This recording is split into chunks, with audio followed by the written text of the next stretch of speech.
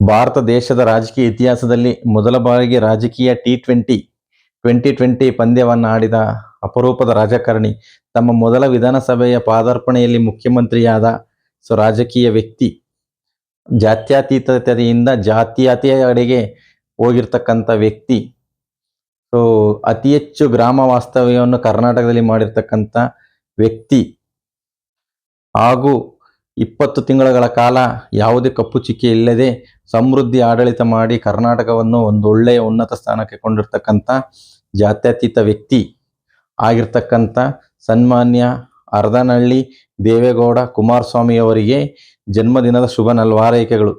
ನಿಮ್ಮ ಈ ಜನ್ಮದಿನ ಇನ್ನು ಇಲ್ಲಿಂದ ಮುಂದಿನ ನಿಮ್ಮ ರಾಜಕೀಯ ಜೀವನ ಹಾಗೂ ವೈಯಕ್ತಿಕ ಜೀವನ ಉನ್ನತ ಒಂದು ಸ್ಥಾನಕ್ಕೆ ಕೊಂಡೊಯ್ಯಲಿ. ಹಾಗೆ ಚಲನಚಿತ್ರ ನಿರ್ಮಾಪಕರಾಗಿರ್ತಕ್ಕಂಥ ನೀವು ಸೂರ್ಯವಂಶ ಅಂತಕ್ಕಂಥ ಒಂದು ಒಳ್ಳೆಯ ಚಲನಚಿತ್ರವನ್ನು ನಿರ್ಮಿಸಿ ಕನ್ನಡಿಗರಿಗೆ ಕೊಟ್ಟು ಈಗಲೂ ಸಹ ಮೆಮೊರಿಯಬಲ್ ಆಗಿ ಇರ್ತಕ್ಕಂಥ ಒಂದು ಚಲನಚಿತ್ರವನ್ನು ನಿರ್ಮಾಣ ಮಾಡಿದ್ರಿ.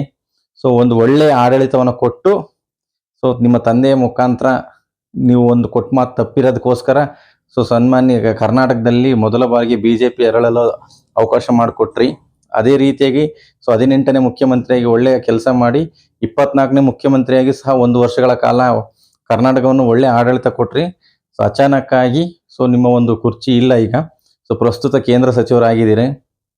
ಅಂತ ಕೇಂದ್ರ ಸಚಿವರಿಂದ ಕರ್ನಾಟಕಕ್ಕೆ ಏನಾದರೂ ಒಳ್ಳೆ ಕೆಲಸ, ಅಭಿವೃದ್ಧಿ ಕೆಲಸ ಆಗೋ ಥರ ನೀವು ಕೆಲಸ ಮಾಡಿ ಅಂತ ಹೇಳ್ತಾ ನಿಮಗೆ ಮತ್ತೊಮ್ಮೆ ಹುಟ್ಟು ಹಬ್ಬದ ಶುಭಾಶಯಗಳು.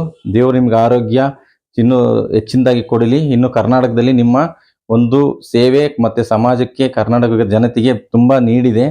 ಅತಿ ಬೇಗ ಸಕ್ರಿಯ ರಾಜಕಾರಣಿ ಕರ್ನಾಟಕದ ರಾಜಕಾರಣಕ್ಕೆ ಬಂದು ಮತ್ತೆ ಕರ್ನಾಟಕದಲ್ಲಿ ಒಬ್ಬ ಒಳ್ಳೆ ವಿರೋಧ ಪಕ್ಷ ನಾಯಕರು ಮತ್ತು ಆಡಳಿತಗಾರರಾಗಿ ಮುಂದೆ ಮತ್ತೊಮ್ಮೆ CM ಆಗಿ ಕರ್ನಾಟಕಕ್ಕೆ ಒಳ್ಳೆ ಆಡಳಿತ ಕೊಡ್ರಿ ಅಂತ ಹೇಳ್ತಾ ನನ್ನ ಈ ಮಾತುಗಳು ಮುಗಿಸ್ತಿದ್ದೀನಿ. ಜೈ ಹಿಂದ್, ಜೈ ಕರ್ನಾಟಕ. ಮತ್ತೆ